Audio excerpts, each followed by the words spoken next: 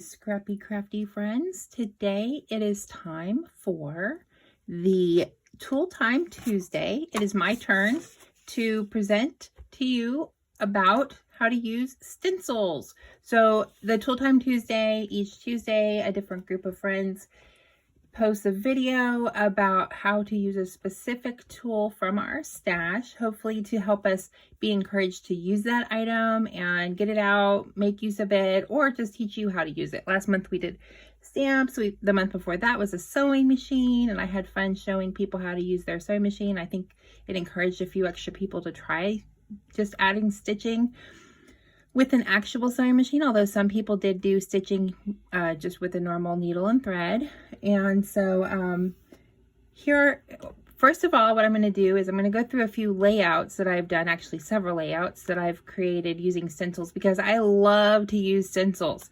Stencils are one of my favorite ways to add something extra to the page. So here I've actually used the stencil with some texture paste.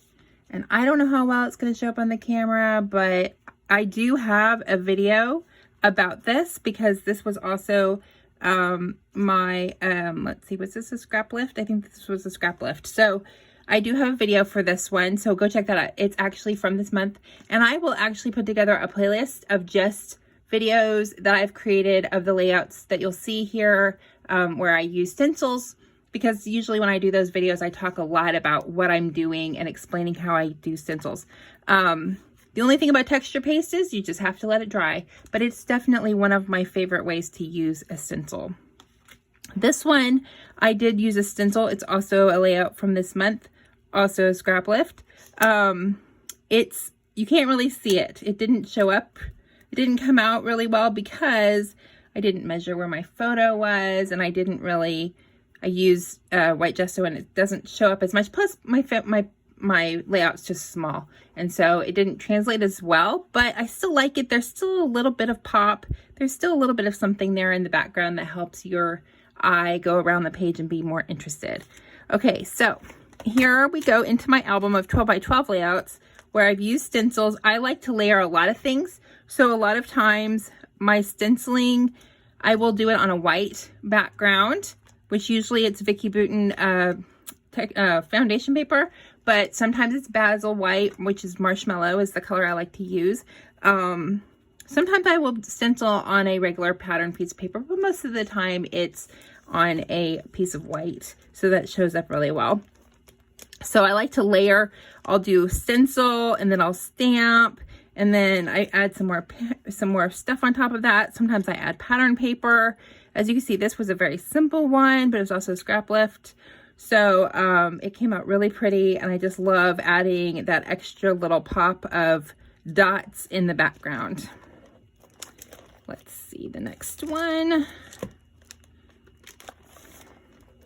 On this one, on this layout, double page layout, I did these a little bit separate from each other, but I used the same stencil in the background of hexagons, and I did that to create continuity between the two pages. I used the same color paper background and this time it was kind of a cream color, and the same ink to create the hexagon design, but you can see that the actual layout of the photos on top of that stenciling is just a little bit different, but because those are similar in the background, because backgrounds are same color and same stencil, it helps them to tie together and work. And plus the subject of the photos is of course the same.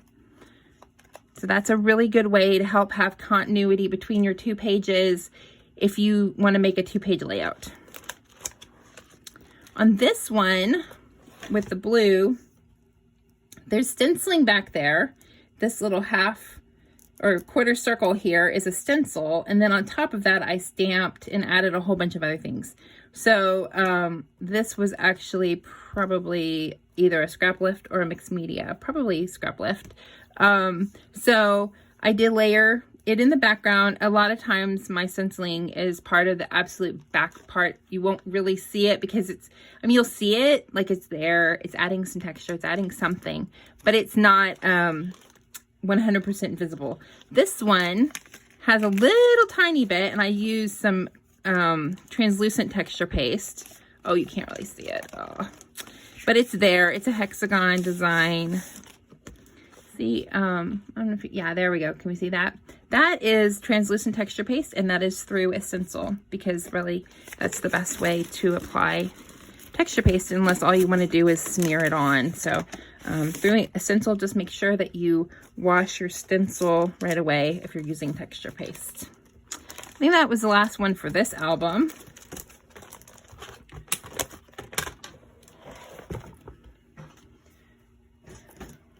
I don't know about you guys, but I have albums for family and album for just me. I have me photos, me layouts. These are this is my me album, my second me album actually.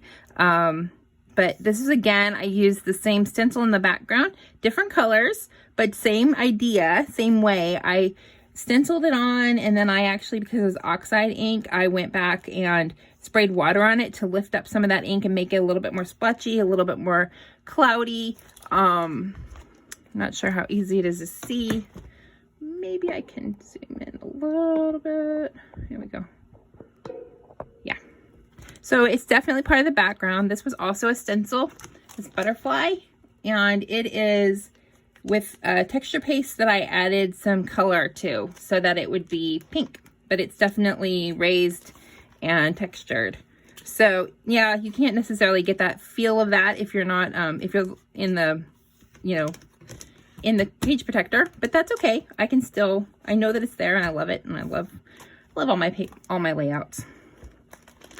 All right, here's another one. Whoops.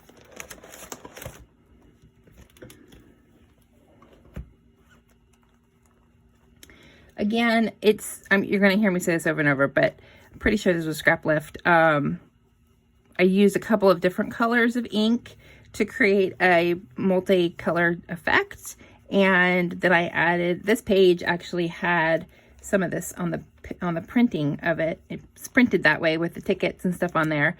And then I added a few extra things, and then the stencil helped to move the eye across the page in a diagonal and complete the layout. That's all of that for this album.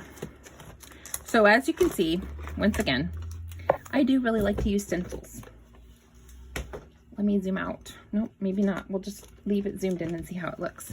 All right, this is one of my favorites that I've done with a stencil and texture paste. It's a brick wall. I think you can see that.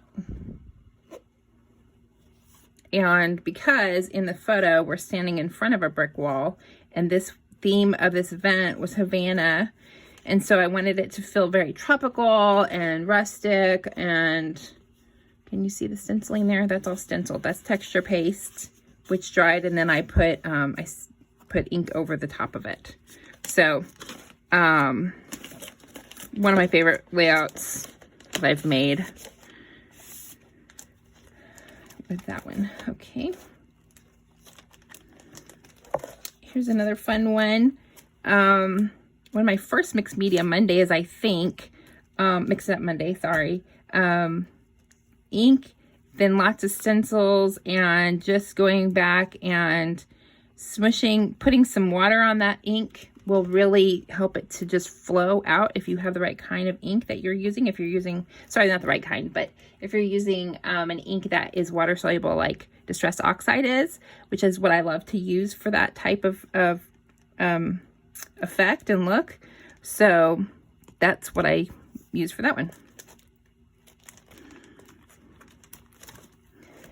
Same idea here, just stenciled behind to help bring the eye down. And also, I'm pretty sure this was a scrap lift. I also added some stitching, but that's not relevant to the stenciling. But as you can see, a lot of times I will stencil, and then I will do the squishy background, smushed background, or maybe I'll just stencil over the smushed background. It depends on how I feel that day.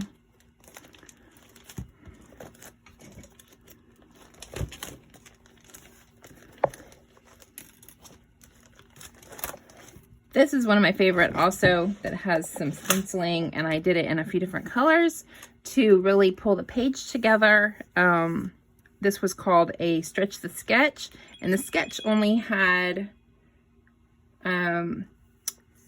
the layered like file folder look to it, but I added in the stenciling and I added my own take on it, and I did it in a 2-page layout so that you can see it really unifies the layouts. So having the stenciling, I did it in a few different colors that matches the paper and pulled it together. This one does have some stenciling on it. It's hard to tell because I did it in a translucent texture paste, but it is there. It was one of my mixed media Mondays. Down here you can kind of see how it resisted the ink in the white. That's just done with the stencil. So, all right, probably getting tired of seeing all the layouts I've done with stenciling because, you know, it's after you've seen one, they're kind of all similar. So there we go. Sometimes it's hard to tell if it was stenciling or if it was actually stamping, but most of the time I can tell because I like to do texture paste, like I said. So let's talk a little bit about stencils, the actual things. Some people will say that stencils should be a certain thickness or a certain kind. I like to use all different kinds of designs, so I don't always care how thick it is, but it does help if you pay attention, because like on this one, I noticed because I was trying to clean it off with a baby wipe, and the baby wipe has those little fibers, and so it has there's some roughness to it that will catch on the baby wipe fibers, so you just need to be careful with that. I did not wash this off. This has gesso on it. I didn't bother because I felt like gesso wasn't going to hurt the stencil any or affect it later. It wasn't going to come back. Like if you use Distress Oxide and you let it kind of dry and then came back later and try to put something else over it, it'll blend together because the Distress Oxide doesn't really officially dry on a stencil. But what I was going to point out with this one and these is it's important to pay attention to the scale of your stencil. So if you're working on a smaller layout, like a 6x8, you might want to pick a stencil that has a smaller design, like this one that has the little tiny stars or snowflakes, however you want to look at them. This one has like raindrops kind of, okay, so up or down, however you want to look at it. You could almost call those like, if you did them in black, you could probably call them like sunflower seeds or like watermelon seeds. This is like a really dense all over design. So it's going to have a completely different effect than if you do like this flower. This flower is made for a 12x12 page, but you don't have to buy a 12x12 stencil in order to do a 12x12 page. You can just move your stencil around a lot, which is mostly what I do. And then I'm in a club that I like for actually making cards, but I haven't actually made any of the cards with them. And it comes with a stencil and a die set every month. And this was one of them. And so it's not a good example of it, but so that you can stencil the rainbow onto the cardstock once you cut it with the die, which is pretty cool. So there's dots, there's swirls, and then it has these raindrops for the background. It's called Stamps of Life. So if you want to talk about technique, some people will tape down their stencil because they're concerned about it being moving or shifting. I don't ever care because I don't usually do an overall all over design. I tend to just do in certain little spots. So if you wanted to do, no, this one's not really the right color. I'm going to do blue, and I'll take my dome blender for my blending tool from Distress from Ranger. Take my little raindrops. I guess they're supposed to go more like this. Yeah, I guess they go like this. I'm thinking they look more like they go like that, but no. And then take your ink. This is oxide. Just dab it in your ink, right? And then I hold it down. You can tape down your background paper. Sometimes I will, most of the time, I will actually use like my mat like this, and I have some temporary adhesive on here, and I'll stick it down on the temporary adhesive. If you have one that has like magnets, you could use it that way. Try not to get cat hair on it because cat hair can cause a problem. There we go. My cat was observing me earlier. And you can just do it in a circular motion on top of the stencil. Try not to go over. If you go over, you're going to end up with that nice effect of the corner of your stencil. So if you want to avoid that, overlap your stencil onto the corner so that you don't have that chance of accidentally going over. And if your stencil shifts a little bit, I mean, just embrace that. Just let it be part of the fun of the of having a stencil. That's what I do. Doing mixed media, doing any kind of effect on the back of your paper, on your paper. And really, it's going to be the background. So nobody's going to know that you didn't mean for it to overlap or do whatever it did, okay? So then once I've done that, you know, I might just spray a little bit, especially because this is supposed to be kind of like water. So might do that and see what kind of effect I get.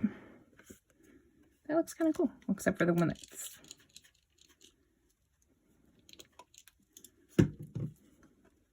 So that's the kind of stenciling that I like to do, is this messy, splotchy kind.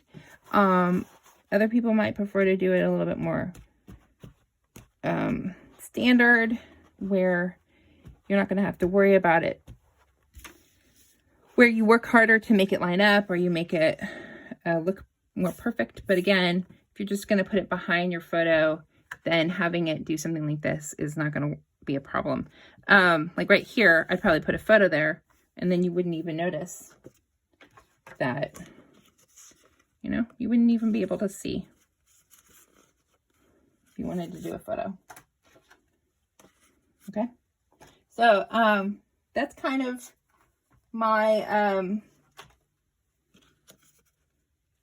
that's kind of the end of my lesson here on how to do stenciling and using some stencils. And I hope that this is kind of helpful for you, and that if you have any questions, of course, please leave me a comment. I'd love to know if this was helpful, if you've ever used stencils before, if you love using them, or you know you don't like to use them, or they're too messy, or you're confused, or you don't know what to do. Any questions that you have, please just drop them in the comments below. I love to answer questions. And don't forget to check out the other people who are hopping this week. Also, the people who hopped last week and the week before. So there's tons of examples of how to use stencils in your projects. And you'll get a huge variety of different perspectives on it. And I can't wait to watch all the videos so that I can see what everybody did. All right, thank you so much. Have a wonderful day, and I will see you in the next video.